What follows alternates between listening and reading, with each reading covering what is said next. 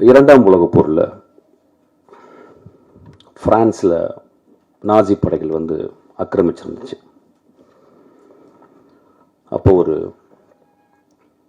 நாசி officer, German officer, அவர் வந்து பிக்காசோனுடைய வீட்டுக்கு போகிறாரு. அந்த வீட்டில் அப்போ தான் வரைஞ்சி முடிச்சிருந்த ஒரு பெரிய பெயிண்டிங், அந்த பெயிண்டிங் பேர் குவர்னிகா. அதை அந்த நாசி ஆஃபீஸர் பார்த்துட்டு, இவ்வளவு மோசமான பெயிண்டிங்கை நீங்களா வரைஞ்சிங்க அப்படின்னு பிக்காசோ அவர் கேட்குறாரு. பிக்காசோ சொல்கிறாரு, இல்லை நீங்கள் தான் வரைஞ்சிங்க அப்படின்னாரு. குவர்னிகா போரை, போரின் இழிவை, போரின் தேவையற்ற தன்மையை, உலகத்தில் குவர்னிகா மாதிரி இது வரைக்கும் எந்த ஒரு கலைப்படைப்பும் விமர்சனம் செய்யவில்லை.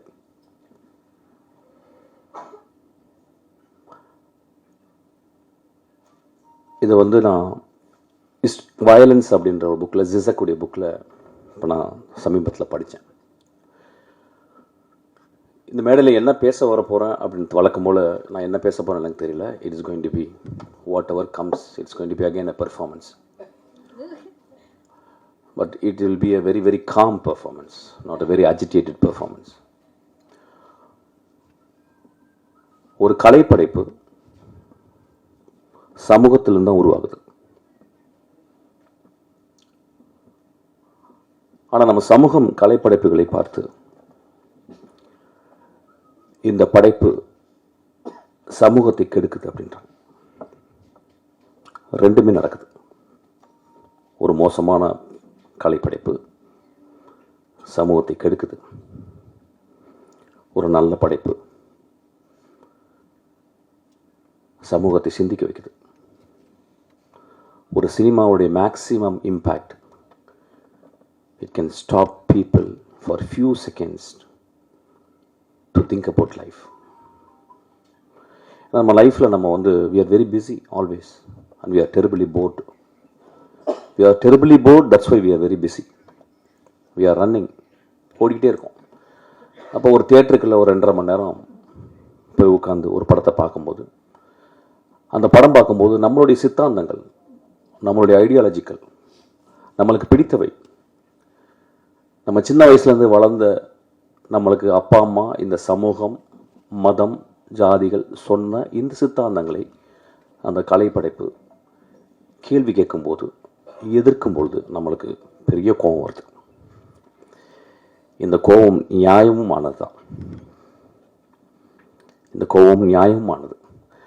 ஆனால் நம்ம நல்லா புரிஞ்சுக்கணும், அந்த கலைப்படைப்பை எடுக்கிற அந்த மனிதன் எப்படியாப்பட்ட படைப்பை எடுத்திருக்கான் பாருங்க.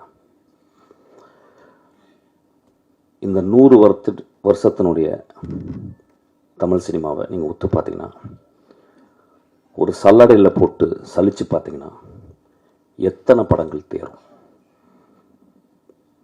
எவ்வளவு கோடிகள் ஒழுக்கமில்லாத படங்களுக்கு நம்ம வந்து கொட்டியிருக்கோம், எத்தனை மோசமான படங்களை நம்ம பார்த்து கைத்தட்டியிருக்கோம், விசில் அடிச்சிருக்கோம். அப்போ நம்ம மனசுக்குள்ள கொஞ்சம் தர்மத்தோட பேசணும்னு, விமர்சனம் செய்வதற்கு எல்லோருக்கும் உரிமை உண்டு. ஒரு சொசைட்டி இல்லை எவ்வளவு விமர்சனம் இருக்கோ அந்த அளவுக்கு சொசைட்டி ஹஸ் காட் அ ஃப்ரீடம்னு புரிஞ்சுக்கணும். ஆனால் அந்த விமர்சனம் ரொம்ப ஷார்ப்பாக இருக்கலாம், கிள்ளலாம், சின்ன பின்னில் குத்தலாம், ஒரு சின்ன துளி ரத்தமும் வரலாம். ஆனால் அந்த விமர்சனம் கழுத்தை துண்டிக்கக்கூடாது.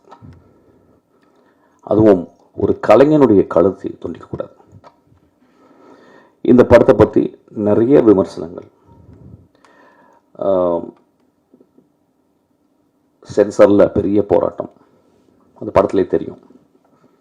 There are many places it is choppy. I could see that it was chopped. அதை சென்சார் பண்ணுறதுக்கு உரிமை இருக்குது. அந்த சென்சாரில் இருந்த மனிதர்கள் அதை பண்ணுறதுக்கு உரிமை இருக்குது. அப்படியே அந்த படம், அந்த கலைப்படைப்பு கொஞ்சம் தப்பிச்சிருச்சு. நான் கலைப்படைப்புனான்னு நீங்கள் என்ன சொல்லணும்னா, நான் வருஷா பண்ணது மட்டும் கலைப்படைப்புன்னு சொல்ல, எல்லா படங்களும் சொல்கிறேன். எல்லா தோக்குற படங்களும். என் ஆஃபீஸ்க்குள்ள ஒரு அசிஸ்டன்ட் டைரக்டர் வந்தான்னா, என்னப்பா அப்படின்னா, நான் அசிஸ்டன்ட் டைரக்டர் ஆகணும்னு சொல்லும்போது எனக்கு அவன் மேலே ரொம்ப மரியாதை வந்துடும்.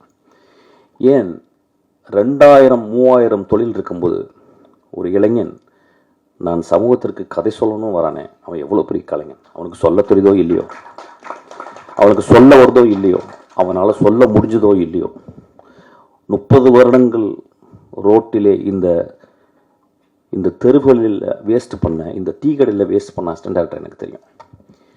என்னை விட வெற்றிமாறனோட அறிவான, ஆழ்ந்த சிந்தனை உள்ள, அன்பினால் உருவாக்கப்பட்ட அவ்வளவு மேன்மையான அசிஸ்டன்ட் டைரக்டர்கள் இந்த ரோடுகள் சாவடித்திருக்கு.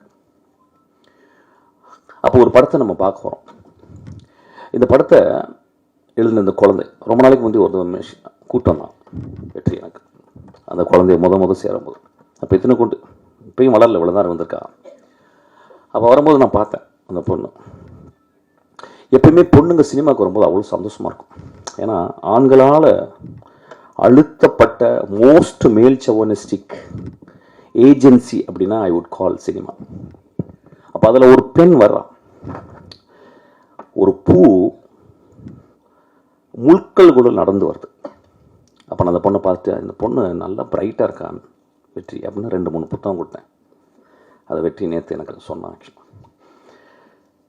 இந்த படத்தை பார்க்க போகிறீங்க. இந்த படத்தை 50% பிடிக்க போகுது, 50% பிடிக்காமல் இருக்க போகுது. இதுதான் ஒரு திரைப்படம் செய்ய வேண்டிய வேலை. ஒரு திரைப்படத்தை 100% நல்லா இருக்குன்னு சொல்லிட்டா அந்த படத்தில் உண்மை இல்லைன்னு அர்த்தம். ஒரு படத்தில் 100% நல்லா இல்லைன்னா அது கலைப்படைப்பு சரியாக எடுக்கப்படவில்லை என்ற அர்த்தம். ஒரு படம் 50 விழுக்காடு நல்லா இருக்குன்னு சொன்னாலும் 50 விழுக்காடு நல்லா இல்லைன்னு சொல்லணும், அது நல்ல கலைப்படைப்புன்னு நான் புரிஞ்சுக்கிறேன். ஒருவேளை இந்த படம் அந்த 50 விழுக்காடு நல்லா இருக்குன்னு சொன்னவங்கள மனசுக்குள்ளே வச்சுட்டு 25 விழுக்காடு மட்டும் நல்லா இருக்குன்னு சொல்லலாம். ஸோ 75 விழுக்காடு இந்த படத்தை நிராகரிக்கலாம்.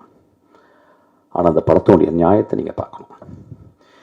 இந்த படத்தை நேற்று இரவு நாங்கள் ஒரு 6 பேர் பார்த்தோம், 5 பேர் பார்த்தோம்.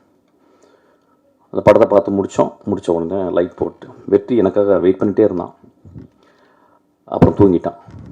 வெற்றி என்னை மாதிரி தூங்காதவங்க கிடையாது, கரெக்டாக தூங்கிடுவான். ஆனால் அதுக்கப்புறம் நான் ஒரு 3 மணிக்கு ஒரு 2:30 மணிக்கு எழுப்பி பேசினேன். அப்போ அந்த படம் முடிஞ்ச பிறகு என் அசிஸ்டன்ட் டைரக்டர் ஒரு நீண்ட விவாதம் பண்ணாங்க. அந்த விவாதத்தில் இரு அணியாக மாதிரி எனக்கு பிடிக்கல சார், எனக்கு பிடிச்சது சார் அப்படின்னு ஒரு பெரிய விவாதம் வந்துச்சு. நான் டைரக்டராக அந்த பசங்க பேசுகிறத கேட்டுகிட்டே இருந்தேன். 4 பேர் ரொம்ப உக்கிரமாக பேசினாங்க. அதில் அவங்களுக்குள்ள சண்டையெல்லாம் வந்துச்சு. அதில் 5ஆவதாக ஒரு அசிஸ்டன்ட் டைரக்டர் ரொம்ப அமைதியாக உட்கார்ந்துருந்தாங்க. அவ்வளோ ஒரு பெண். அப்போ நான் சொன்னேன், நில்லுங்கடா, நம்ம எல்லாம் ஆம்பளைங்களே பேசிக்கிருக்கோம் ஒரு படத்தை பார்த்து. இது பெண் வாழ்க்கையை பற்றி, பெண்ணுடைய அந்தரங்கங்களை பற்றி, பெண்ணுடைய ஆசையை பற்றி எடுத்திருக்கா. ஆம்பளைங்களுக்கு புரியாதரா, அந்த பெண்கிட்ட கேட்கலாம் அப்படின்னு. அந்த பெண் சொன்னா, எனக்கு பிடிச்சிருக்கு சார்.